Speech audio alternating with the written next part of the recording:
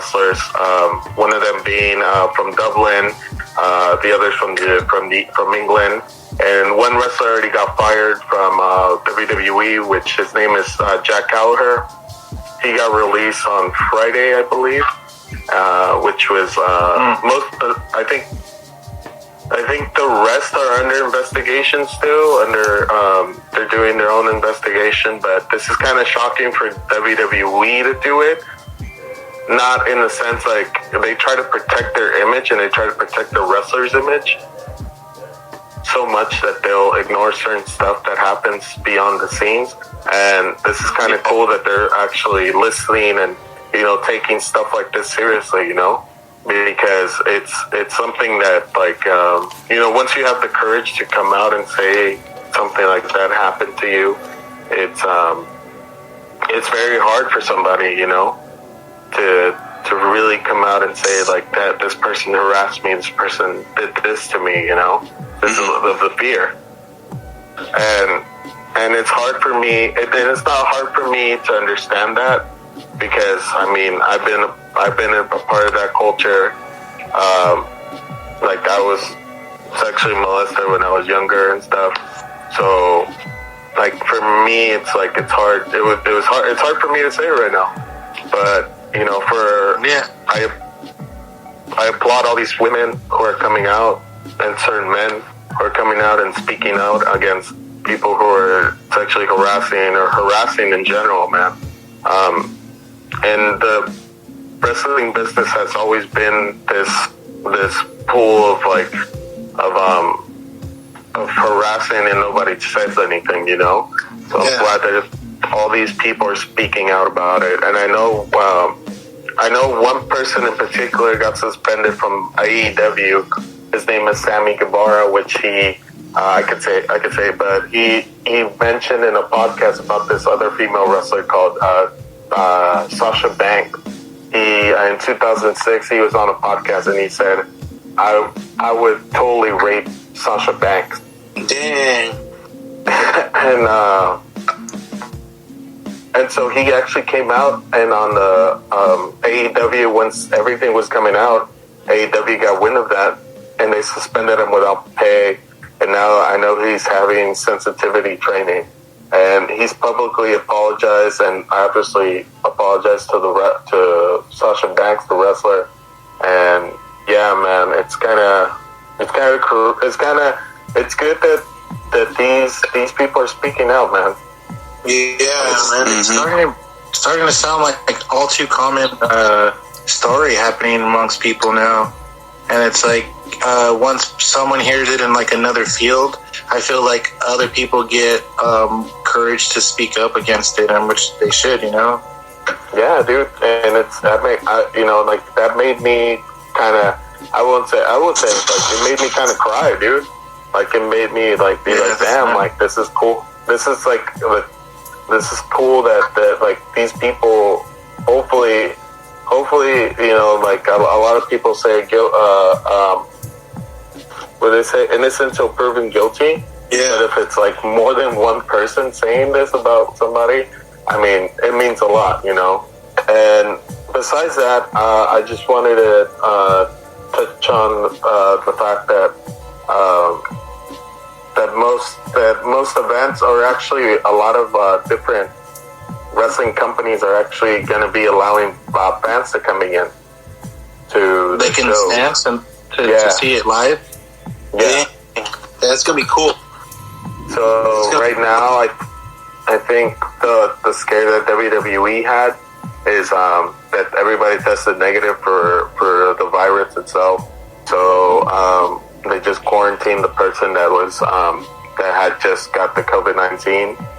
So they're right now letting maybe like 2 or 3 fans that actually come into the performing center. So right now, I mean, the world is changing, and I really do hope like not another spike happens. But at this point, it's just like it feels like it's inevitable that we're gonna have a second spike in there. I feel like COVID weakening. Go ahead. I was gonna say, I don't think it's ever gonna go back to normal again. No. Yeah. I think, like Wes said, if it is weakening, it doesn't mean it can't spread more. So it's like, fuck. Is everyone just want to be sick? You know, like what the fuck? I don't know. It can't be helped. Only we can help ourselves. Yeah, that's true. And also, besides the news, I also want to give a shout out to one of my close friends, Jorge Torres, who is the drummer for Mad Cow Disease, who his grandpa passed away this past weekend. And so for a lot of people that don't know, like me, this guy, and the lead singer of Mad Cow Disease, Bernardo Garcia, have always been best friends since high school.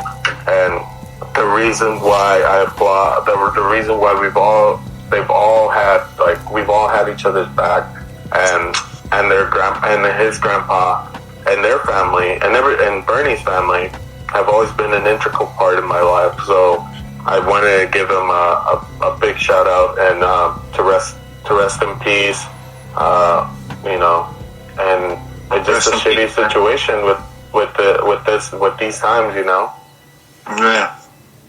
So I wanted to give him a shout out, quick shout out to him, and thank him for all the memories that he gave us, for all the rides to shows, to everything he's done for me and for his grandkids and for Bernie himself.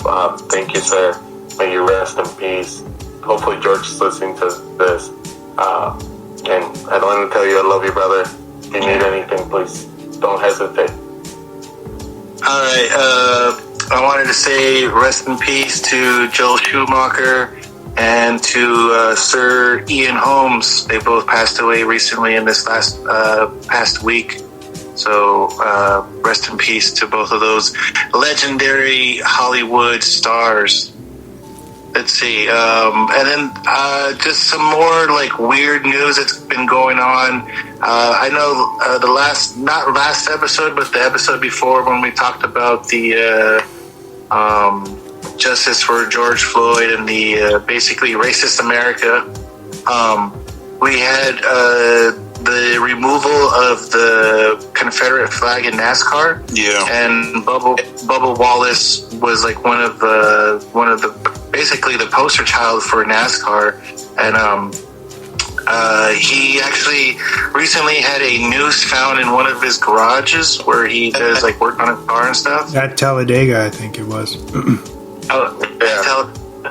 I had actually my brother was over here recently, like today, and me and him were talking about it because he's pretty like into ESPN and sports news and stuff, and he said that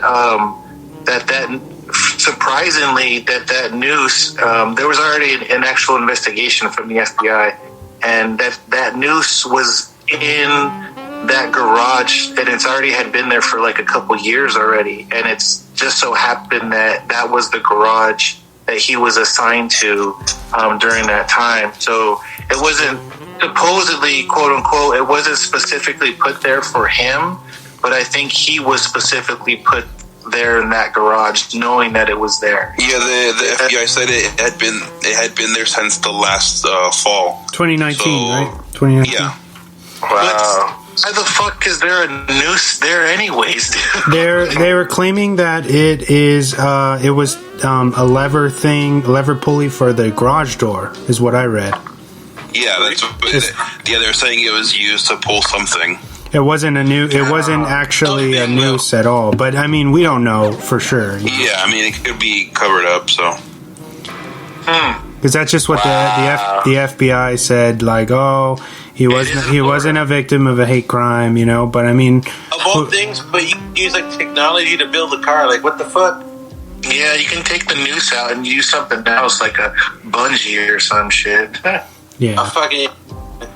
Just fucking fix the door, whatever the fuck. I don't know, man, but that whole thing seems awfully convenient with like the 7 murders that have been ruled suicide going on as well. Yeah. You know, I don't know, man. That'd be crazy if it was famous people doing it, man. If they catch him. Oh man, that'd be. So they said that the FBI determined that Bubba Wallace was not a victim of a hate crime, but a pole rope fashioned like a noose. So it wasn't a noose, but it just looked like a noose. Can't say too much right now. You know? Yeah, I mean, who knows? So, along with that, there's anybody who's been watching the news, there's been the protests that have been going on, and surprisingly, the cops have still been killing people. They're still out there ever since. I think there's been like maybe 3 or 4 cases since the George Floyd murder. And I know people are still out there protesting, and we're still trying to get some sort of action taken against the police brutality. And I just want to say, like, it's kind of overwhelming for people at sometimes, but don't give up. I know it's hard to keep on going, but as long as you do something about it, it's still, you're doing something instead of doing nothing. You know? So, it's still happening, just because it's not in your face anymore, or if it's not, so abrasive out there. It's still a part of everyday life that we still deal with. So I just wanted to say, just be aware of what you're doing. And with that being said, I only have like one major movie or pop culture news thing that I wanted to talk about. So most of you know that Guillermo del Toro will be co-directing a stop motion adaptation of Pinocchio. Yeah, going to be released directly to Netflix in 2021. But I don't know if you guys talked about this already, but Ewan McGregor will be voicing Jiminy Cricket for that release with Guillermo del Toro. So that should be pretty cool. That's pretty cool. I can see him voicing Jiminy Cricket. I think I'm just going to hear fucking Obi-Wan Kenobi the whole time. Yeah. That's going to be cool, since it's going to be Disney, and I don't think that his movie is going to be released through Disney, but I know it's a Disney story pretty much. Everybody who knows Pinocchio automatically thinks of Disney, even though it was a story way before Disney. That Mowgli story where it's just a grimy. Yeah. The Jungle Mowgli story is really cool too. I like that one. Mowgli was well done. More grimier Disney movies. I don't know why they just didn't make them grimy. Yeah. And that's pretty much my news, guys. Just those 2 things. Nice. To piggyback off of what Vic said, I wanted to say R.I.P. to Lost Boys director Joel Schumacher. He passed away after a year-long battle with cancer. They haven't specified what kind of cancer yet, and he was 80 years old. Even though I feel like his career is overshadowed by the Batman movies, he did, way more stuff than that. Good stuff, to be exact. And, he will be missed. It's crazy to think about a world without him, Being openly a gay filmmaker and kind of normalizing that is a big deal. And, I don't know. I'm glad to... I didn't even know that about him. That's how unjudgmental I was about it. Yeah. So that's cool. He did the Batman with Mr. Freeze, right? Yeah. Batman Forever with Val Kilmer and Batman and Robin. He put nipples on Batman, to be realistic. Dude, I fucking absolutely, one of my favorite villains, the Riddler, dude. The Riddler from that one is Jim Carrey.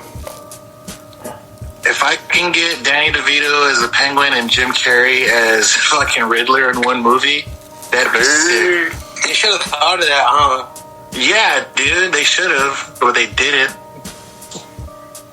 And then they can get fucking Joaquin Phoenix as the Joker.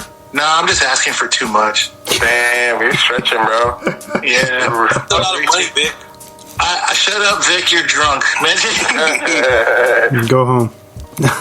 Oh, Vic, you're drunk. All right, moving on. Recently, writer-director Walter Hill, who's most beloved for the Warriors, pitched a Ripley herself, Sigourney Weaver, a sequel to Alien Resurrection. But she actually didn't seem interested in returning, telling Empire magazine